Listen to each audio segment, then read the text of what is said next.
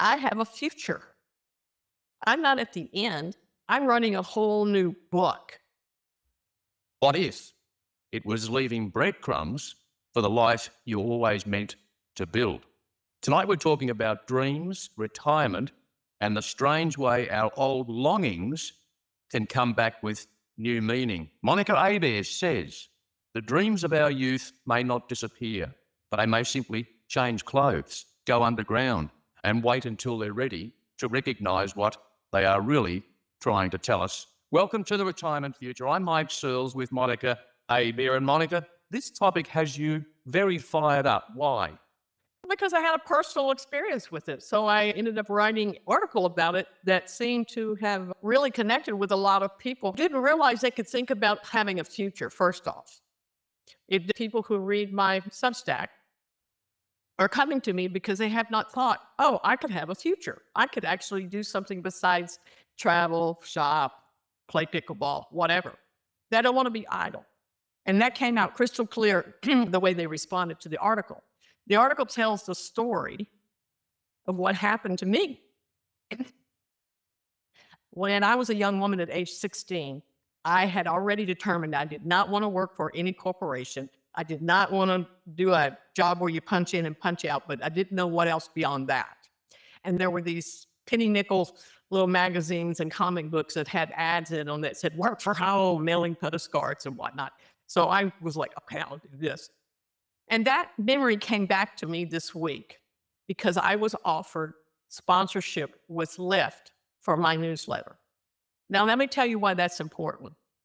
I used to own 2 online newspapers, and I owned an ad agency. I kept trying, and it didn't work, and I kept trying, and it didn't work. But there was something that happened to me when I was 16 that wouldn't let go. Now, a lot of the reasons 3 entities I tried were I had obligations. I had kids. I had a husband. I had another job. I had to work at the same time. Being a younger woman, I was juggling all of that. And now here I am at 70, and I'm actually doing the very thing I set my cap to do when I was 16. And it looks like there's going to be a bigger future that I didn't even expect to have. And that's what I really trying to blow my horn. I'm trying to say, wow, just kind of rolled out in front of me. It was one breadcrumb after another that I followed. I didn't sit down and write a 5-year plan. I didn't sit down and say, what do I want to do in 12 months? I just followed the breadcrumbs. And they were kind of logical to me. So that's why I wrote the article.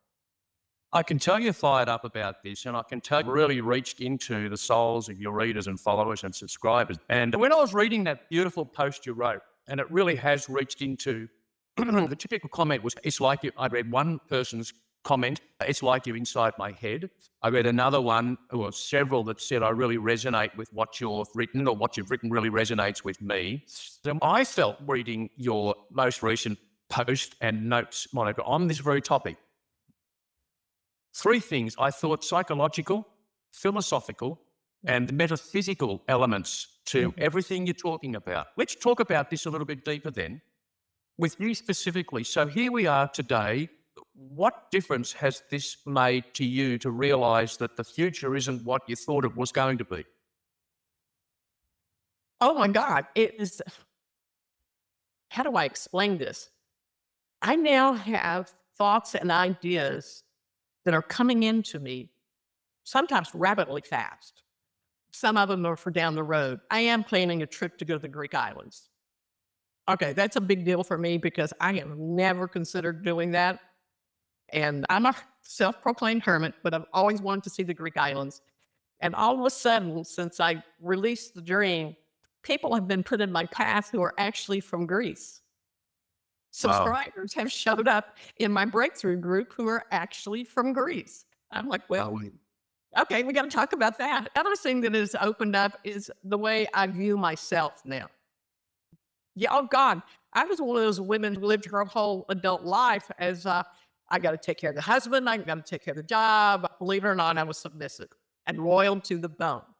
And now I like to think of myself as a woman of independent means who's making some different choices. Instead of replacing my car, I'm going to get one of those electric tricycles. The tool. that I live in to run my errands, just because it'll be fun. Put some wild, colorful, crazy clothes on, weave in and out of traffic and where I live in downtown, and just have some fun doing.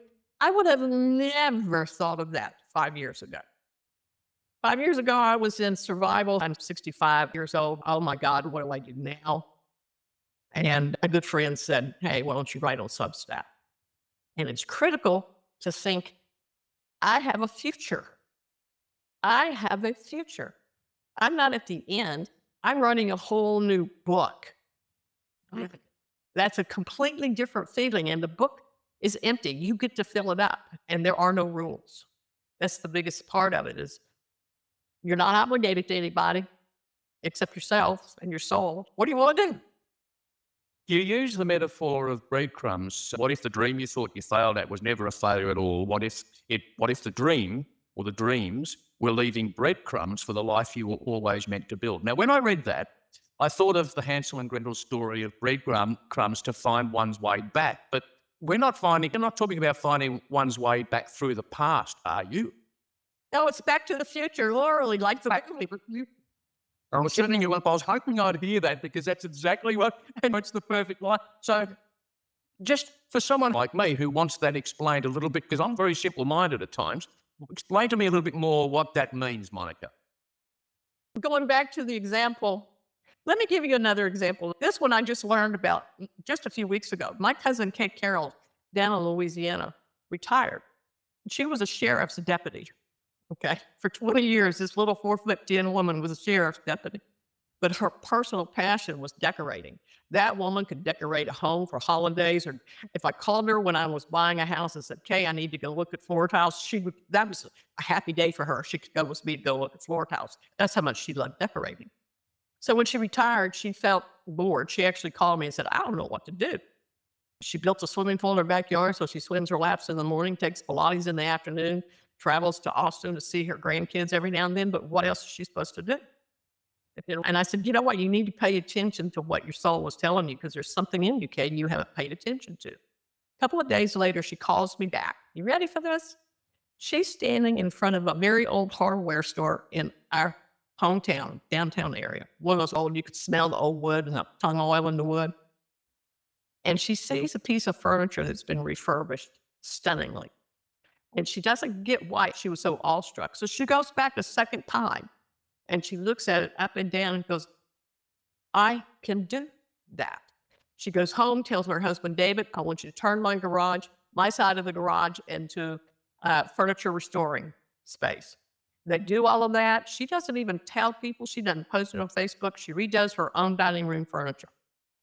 And all of a sudden, people found out about it through word of mouth. And the next thing you know, she has a little cottage business. She has clients that are bringing her things. But here's the biggest part. It opened up a whole new community of people that she did not know. And they're now friends with and has lunch with and so on and so forth. Created a whole new book of life for herself. Instead of doing the regular, she still exercises, still swims in her pool and all of that, and still sees her grandsons. But she's taken her passion for decorating and made a little cottage business for herself. And she'll shut it, heartbeat, to go on vacation. And she'll tell everybody, "I'll be back in 2 weeks." And they just have to wait on their piece of furniture to get it back. And nobody complains. It's all very cordial. And she's just having a blast. So that's a great example. Now, what was the breadcrumb? Hers was decorating. From the time we were teenagers, her and her mother would go crazy. They would make their own draperies. They would buy houses. They flipped houses. They painted houses. They just did everything involved in creating a beautiful home. And those were her breadcrumbs that she brought with her to the 3 houses that she ended up buying through her married life until she finally realized, wait a minute, this is something I can bring everything I did from the time I was a teenager until now. And she had subdued it a little bit while she worked as a sheriff's deputy, but now she was in it full blown, and she's really tickled about it. You mentioned that's a beautiful story. I read that too in one of your recent posts, and I thought, how wonderful. So 18 months to 2 years ago, you weren't on Substack, or certainly weren't doing what you're doing now on Substack. And now today, you've got over 6,000 subscribers. You've got those who are subscribed to you, and now you're just at that point now where you're talking about the possibilities, if it hasn't already happened, of sponsorship. of your newsletter, which is terribly exciting. Okay, so future, we've got the word future in mind. Okay, this is Retirement Future, the podcast. In our past, so we're all retired, or most of us are retired, but when we lived a younger life, particularly working corporate business, we did a lot of planning, forward planning, 1 month goals, 5-year plans. Get out of here. I'm reminded of this. I'm reminded of something that boxer Mike Tyson said: everyone has a plan until they get punched in the face.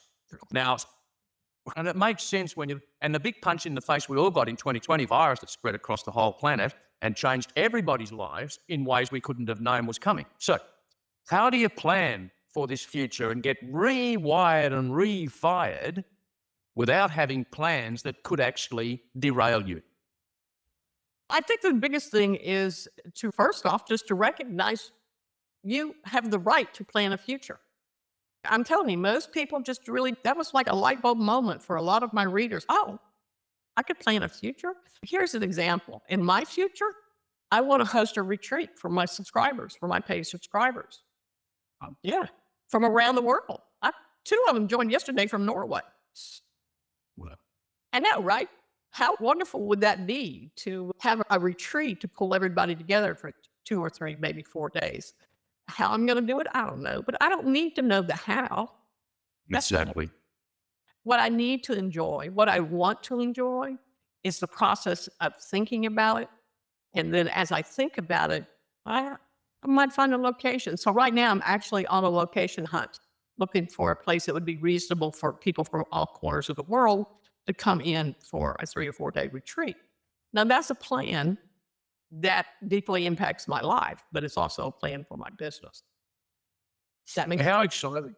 How exciting. Reminds me of another saying: be fixed on the goal, be flexible on how you get there. And in the world of metaphysics, it's very much about knowing where you want to go, but the road to there, the path to there can be something you can't even imagine. You wouldn't have known 2 years ago that you'd be doing this, a podcast with Mike's in Australia, for example, you wouldn't have known. So just to have a retreat somewhere in the world where people around the world come and visit you, how wonderful. How are you going to get there? That's not planned yet, but it will evolve day by day, week by week. And I'm sure it will manifest and that will happen.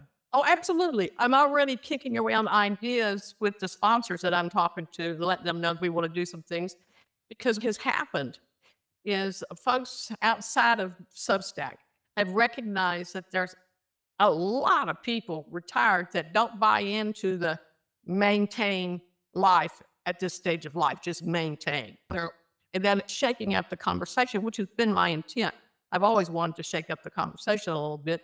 My Aunt Frances always said I was born to be a lightning rod, so apparently that's another aspect of me coming from my childhood.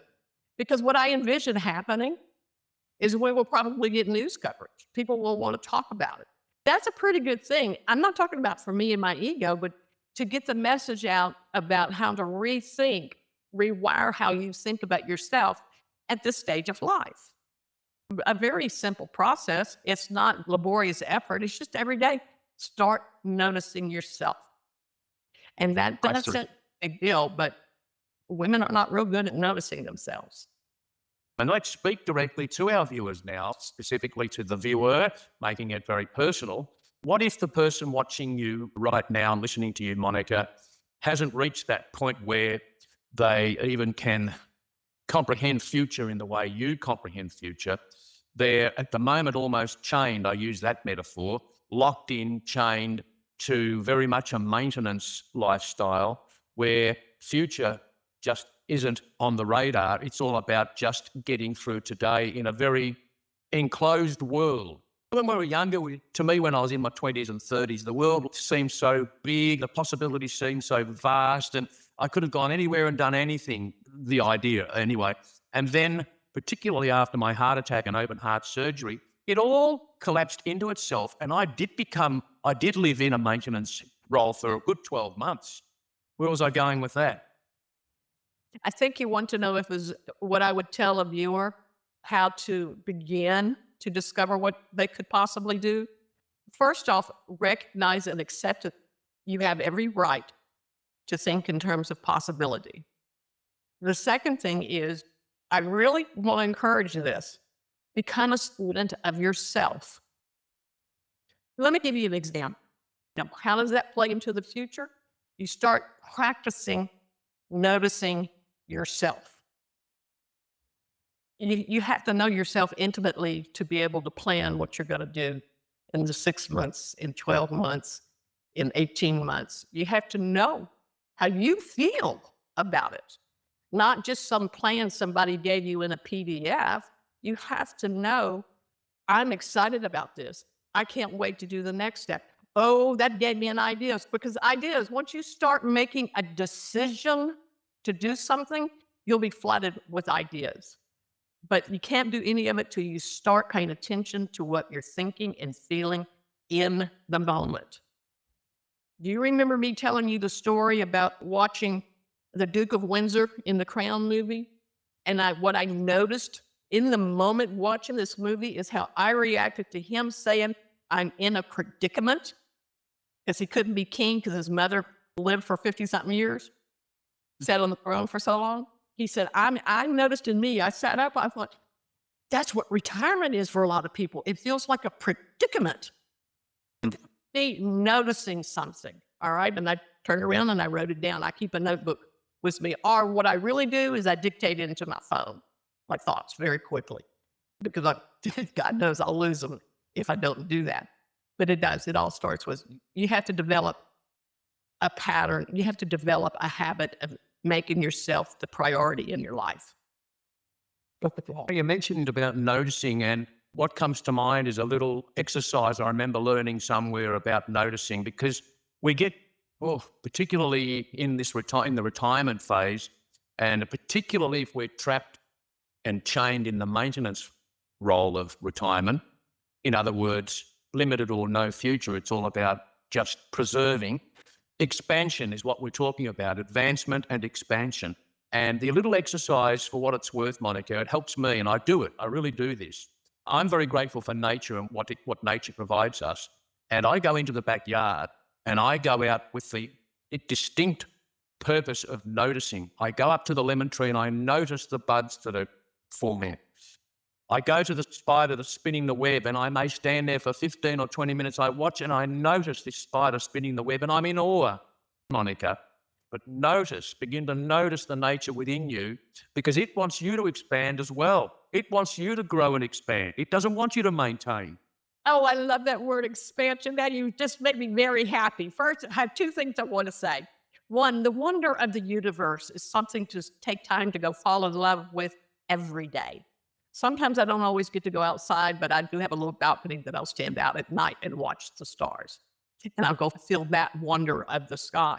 We were never designed to be humans who stopped expanding. And I'm not talking about our waistlines.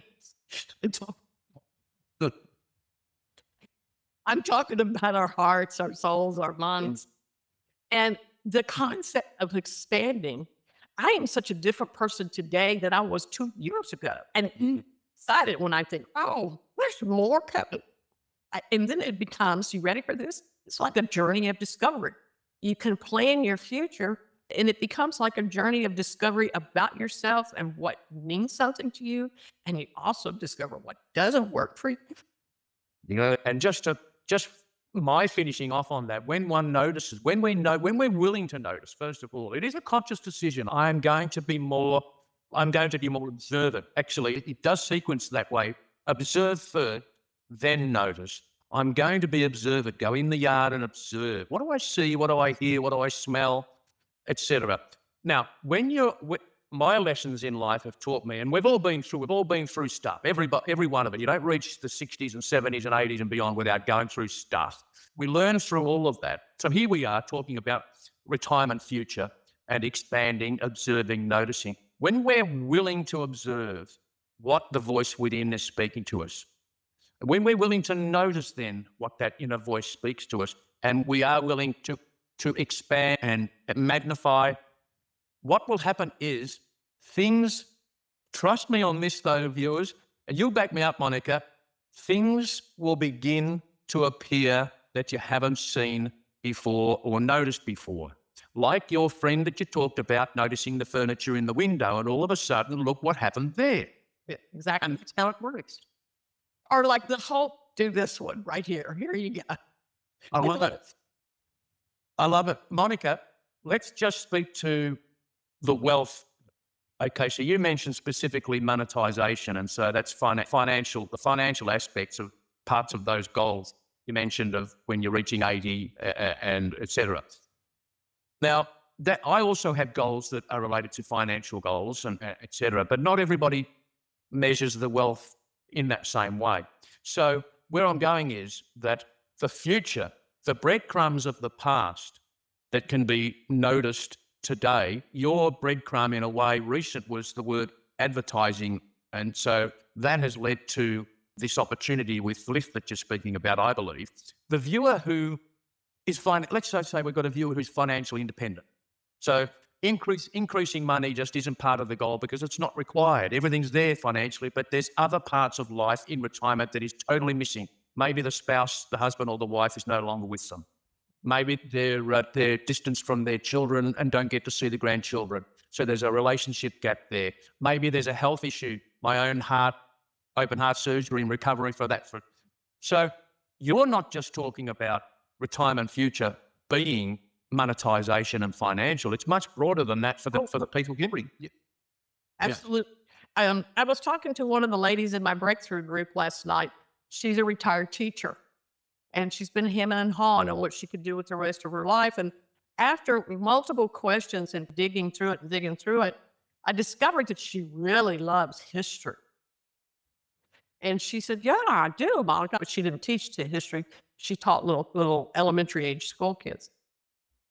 And I said, "What if you took your combination of history and your skills of teaching and create your own little online experience for kids to learn some American history that's not taught in public schools?" Because her frustration was that the public school textbooks leave out so much. I said, "Why don't you make that an offer for people?" I know a lot of homeschool mothers would love to have something like that. And you could see the lights in her eyes just open, being like, "Oh, I could do something like that."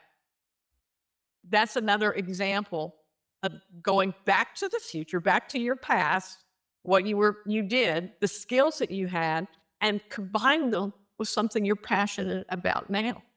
Take what you had in your 20s, 30s, 40s, and 50s with a passion that you forgot you had and put them together. And you might come up with something that makes you excited about waking up in the morning.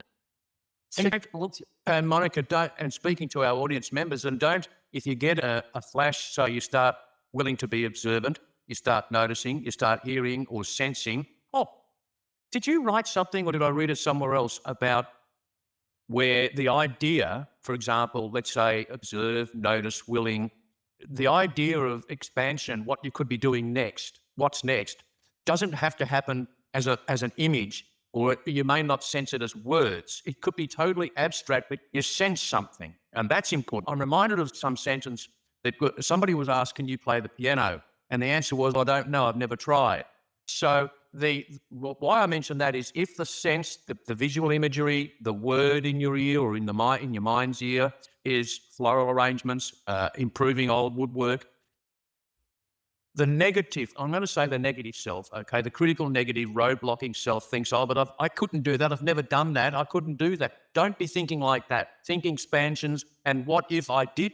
What if I tried and found out I can do it? Not only can I do it, but I do it so well, people want to see and learn from me. Let me just ask you a question. Have you known it to serve anybody well to say, "Oh, I could never do that"? Have I what?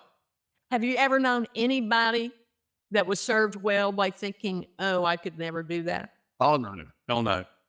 That's just a bad habit. That's just a Yeah. habit. If it's a habit that's really heavily with you, take the damn habit, write it on a piece of paper, and go to the nearest fireplace and burn it and get it out of your Burn it. system. Because that's all it is. It's conditioned thinking. And you can change your thinking. You don't have to accept that condition just because you had it till you're 68 years old. It's worn out. It's no longer useful to you. Get rid of the stumbling block, because that's all that is. Yeah. Isn't it amazing? It's so amazing that everything you're talking about, Monica, this whole concept, showing up in somebody's life in a real practical way. Somebody's life, somebody who's actually watching you and listening to you today, Monica, or tonight in your time, their life could literally change. I don't mean just in a broad, airy fairy, literally change overnight just by thinking about this and being willing to do the things you're talking about. And tomorrow something could change. And the whole future of retirement becomes nothing that you thought it would be. And it's so much better. Nothing would make me happier, but to tell you the truth, I do get letters 2 or 3 times a week via email from people who have made a distinct change in their life or the way they approach from something I've read. And I'm not going to lie, I'm cheesy. I sit down and cry. I really do. Oh, of course, I would too. It's an amazing thing. And then I start laughing because I think about my Aunt Frances who said, Monica, you were born to be a lightning rod for other people. And I always look up and go, did I do okay, Abby? So that's a breadcrumb, is it not? Yes, yes, yes. All those years ago when you were young, much younger, it was a breadcrumb that, to use that metaphor again, that you've been using, and now that's led you into the future where you are now. And how you get there at the moment is unknown. There's no street directory for that at the moment, but be fixed on the plan or the goal or the destination, but be totally flexible on how you get there. That's what you're saying, isn't it? That is exactly what I'm saying. And for people who have lived a plan, unlike me, I've never planned for anything in my entire life. So this is not new for me. However, for people who did have a plan, a 20-year plan, a 30-year plan, or whatever, let me offer, if I may, this suggestion. Take whatever your routine is. Let's say you get up every morning, I don't know, 7:30, 7 o'clock. You make your coffee, let the dog out, whatever.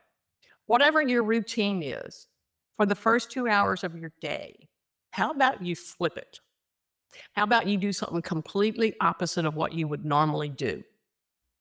Whatever is within the realm of you being comfortable. If you usually sit in your jammies and your coffee for a couple hours before you get dressed, how about you leap down to bed, brush your teeth, go to the potty, put some clothes on, and go outside? If it's even for 5 minutes. Here's what that does for you. Then tell the body, we're doing something different. Okay, let me catch up. Because you have to do some exercises to retrain your body on what to expect as you are starting to pay attention to yourself and start watching and looking for your own breadcrumbs. Now, that exercise also allows you the possibility of looking beyond what you've always known. It can be uncomfortable. Yeah. It can be unnerving. It can be a bit of a challenge because you've done it for 20 or 30 years. And all I'm saying is just take one habit that you have done every day for 20 or 30 years and do the complete opposite. And Yes. allow yourself to experience something that feels like expansion. Absolutely. The pattern, it could be called a pattern interrupt. We get set in our patterns. I've heard this is an excellent recommendation you've given, and may I just supplement it? And another way, really simple to begin with, and I would follow Monica's advice there on that. Another way is, because we all wear footwear, and we normally, without even knowing it, but you'll realize it when you do this, when you're next putting on your shoes, notice which shoe you put on first, left or right. And then the next day, do it the opposite. Anyway, what we're talking about is just something subtly that breaks the routine. And if you're in a routine of preservation, then just beginning with this rewiring of your neurology is the start of how you can break that routine from maintenance to rewiring for the future. When you interrupt that pattern, now your mind and body become curious. And curiosity is a gift that just gives and gives. Because first off, I'm going to see things I don't normally see. So that piques up my brain a little bit. Secondly, those things that you see will instigate some thoughts you don't usually have on a daily basis. And if you're paying attention to yourself, you're going to notice some thoughts that make you go, I hadn't thought about that. And now you're a moment of self-discovery. And you Yes, yes. get curious. And I know that there'll be viewers, Monica, who do feel like life is an entrapment at the moment. Doing these little exercises that you've just mentioned is a way to start breaking that pattern, because it starts in the inner world. You've got to give yourself permission to say it's okay. And you'll be so tickled and surprised when you start on a journey of discovery of who you are, what you're curious about, and how you expanded ideas you hadn't even thought were possible until you start interrupting your pattern and start noticing what really makes you light up a little bit. Thank you for being here, my friends. We have permission to seek expansion. Thank you, Monica.